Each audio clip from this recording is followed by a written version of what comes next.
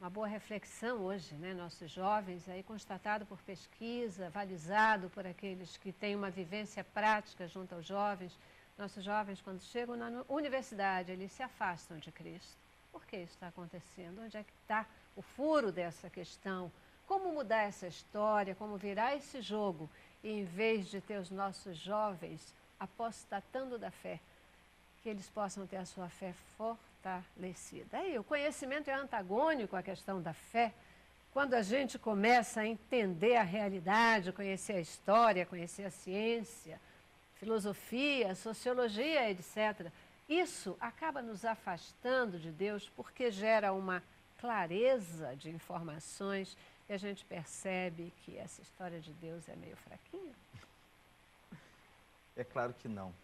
Claro que não. O conhecimento, ele vai nos levar a cada vez mais reconhecer Deus como Deus. Mas é necessário, para que isso venha acontecer, que nós tenhamos experiência com Deus. É a fala do pastor.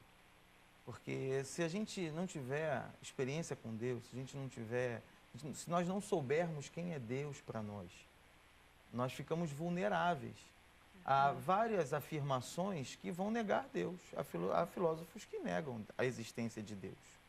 Mas quando eu tenho, além de um conhecimento da palavra de Deus, experiência com Deus, quando eu tenho vivência com Deus, isso não vai me afetar dessa maneira. Pelo contrário, eu vou ter condição de negar isso e afirmar quem é Deus a partir da minha experiência própria, daquilo que Deus é na minha vida, do conhecimento que eu tenho de Deus, e vou buscar outros conhecimentos, porque há muitos filósofos que também mostram Deus como Deus, que reconhecem a soberania de Deus, e eu vou poder contrapor isso tudo. E todo esse embate de conhecimento, porque quando eu vou buscar mais conhecimento, há um embate.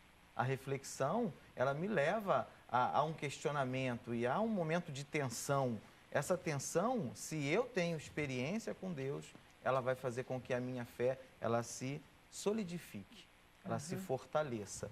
E eu não vou guardar mais essa fé para mim. Essa fé vai ser divulgada. Mas daqui a pouco a gente fala mais sobre isso.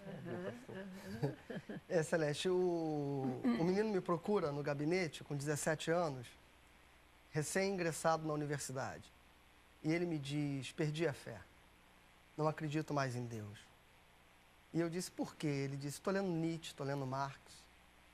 E quando ele começa a colocar as ponderações dele a partir da leitura desses autores, eu disse para ele uma experiência que eu vivi quando eu entrei na universidade. E um professor me disse isso, eu guardei. E ele me disse assim, quem perde a fé nunca teve. A fé não pode ser perdida.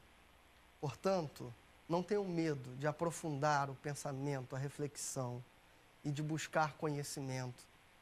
Porque a fé, ela transcende exatamente o limite onde a razão não responde. E eu disse para ele, leia Nietzsche, leia Marx, leia bastante. Aliás, eu acho que todo religioso deveria ler o Anticristo de Nietzsche, ou O Futuro de uma Ilusão, de Sigmund Freud, para fazer uma crítica e uma reflexão sobre a própria fé e sobre a própria religião. Porque é preciso que nasça de dentro de nós um conhecimento verdadeiro a respeito de Deus. E não este conhecimento superficial. O problema é que o nosso conhecimento bíblico e religioso a respeito da nossa fé, ele é muito americanizado, e eu vou dizer por quê. É tipo assim, 5 formas de conhecer a Deus, 3 maneiras de entender a doutrina da Trindade, 10 conceitos a respeito de Jesus Cristo.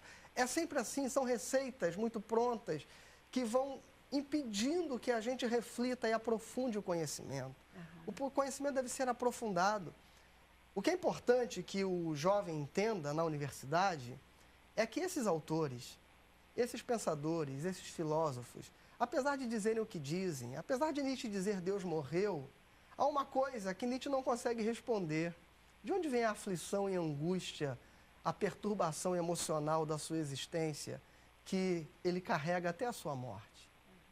Portanto, estes mesmos que afirmam ou que se levantam contra Deus, são os mesmos que estão vivendo também questões e dramas internos que não conseguem encontrar respostas. E Deus está nessas respostas. A mesma ciência que vai fazendo as suas afirmações e as suas teorias, ela vai chegar num determinado momento que não consegue responder. Portanto, a fé, ela não tem intenção de desfazer ou de desdizer a ciência, mas ela vai entrar exatamente onde a ciência silencia e onde ela não consegue mais responder. Aí a fé vai aparecer.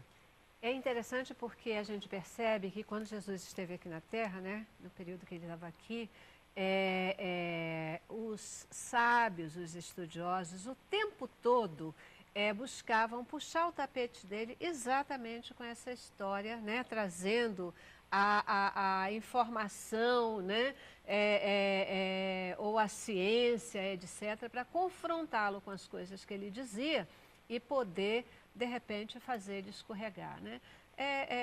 Um exemplo disso, talvez ele seja um pouco, vou dizer, rasteiro, mas é assim, né? Quando Jesus começava a falar ali sobre a questão dos impostos, etc., de repente a galera diz, então você está dizendo que as pessoas não devem pagar imposto, que elas devem dar o dinheiro para a igreja, né? E Jesus diz, nada disso, a César o que é de César e a Deus o que é de Deus.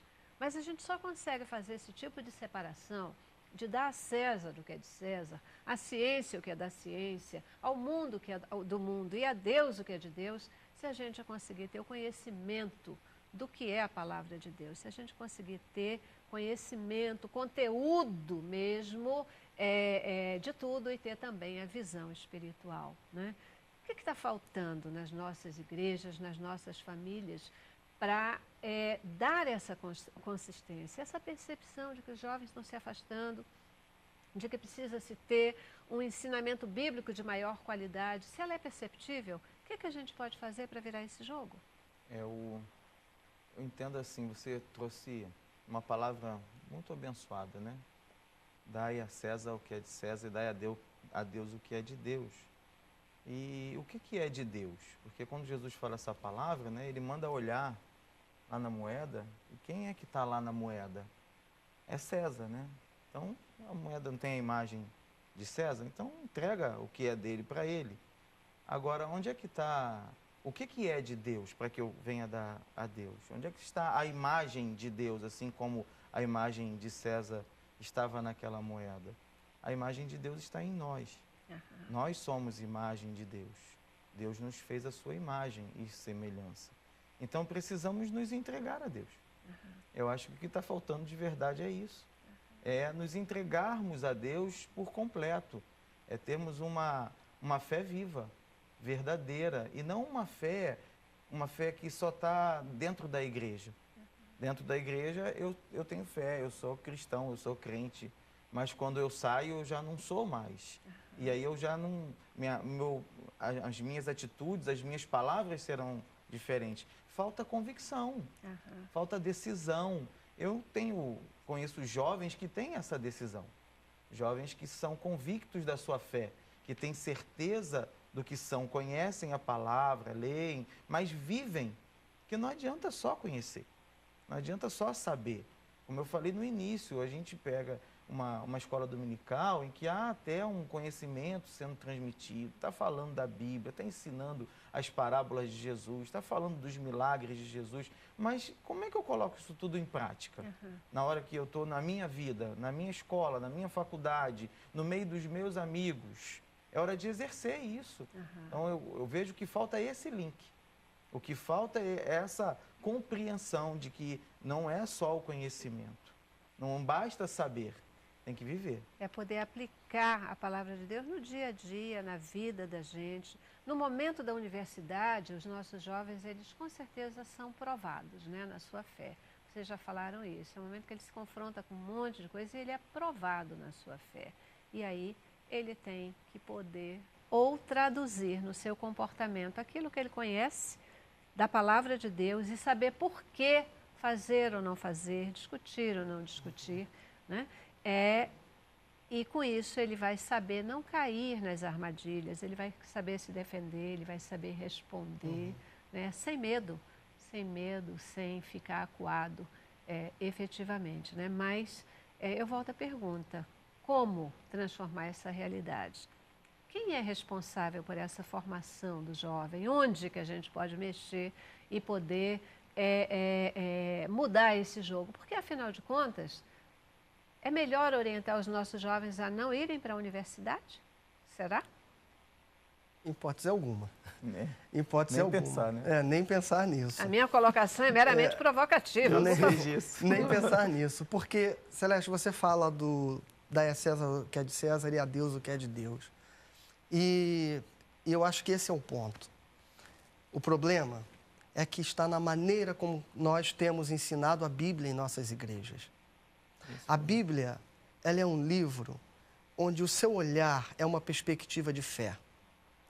Se a gente reduzir a Bíblia ao que tem sido feito com o Evangelho no Brasil historicamente, a uma leitura literalista às vezes tanto quanto fundamentalista, onde eu quero transformar a Bíblia num livro de histórias do ponto de vista da historicidade científica, ela não é isso.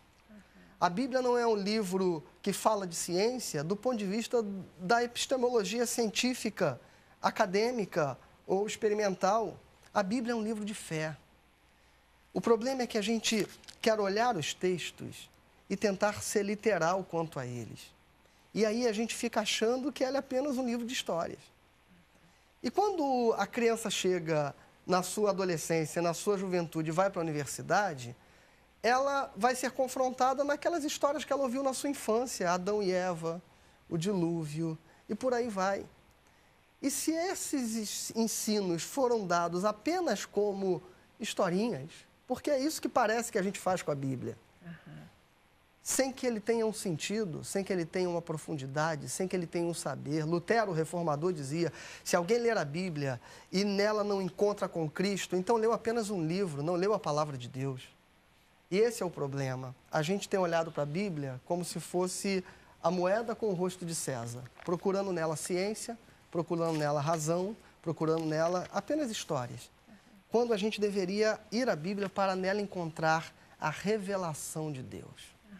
E esta revelação é que eu acho que falta nestes nossos ensinos. Porque aí a gente reduz a Bíblia e o ensino bíblico a um pacote de doutrinas e de regras e de afirmações que não dialogam, que não transcendem ao ambiente religioso para dialogar com o mundo, com a existência, com a vida, com a sexualidade do jovem, com a natureza da criação, com as perspectivas ecológicas, os temas que estão permeando a vida do jovem neste tempo.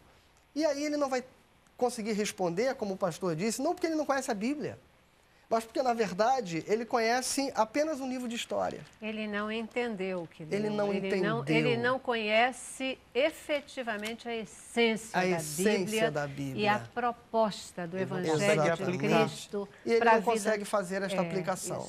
Isso aí. Queridos, eu já preciso fazer o nosso intervalo e no próximo bloco eu queria poder debater com vocês o seguinte, né? Quer dizer, a gente tem um papel no mundo. Deus nos deixou essa missão aqui de transformar o mundo, né? Nós cristãos podendo exalar o perfume de Cristo, podendo transformar o mundo pela palavra de Deus, buscar que esse mundo seja melhor. Eu acredito firmemente que um caminho para fazer isso é nós podermos ter também nosso povo de Deus em posições de liderança nesse país. Jovens que possam assumir posições de liderança, mas que eles possam assumir posições de liderança e, através delas, fazer o Evangelho se materializar. Isso que vocês estão colocando aqui agora. Eu queria entrar no mérito dessas questões e como a gente impulsionar os nossos jovens, incentivá-los a ir para a universidade e prepará-los para aguentar esse tranco de serem provados e terem consistência de responder na palavra. Ok? Vamos lá. Cabeça pra cima.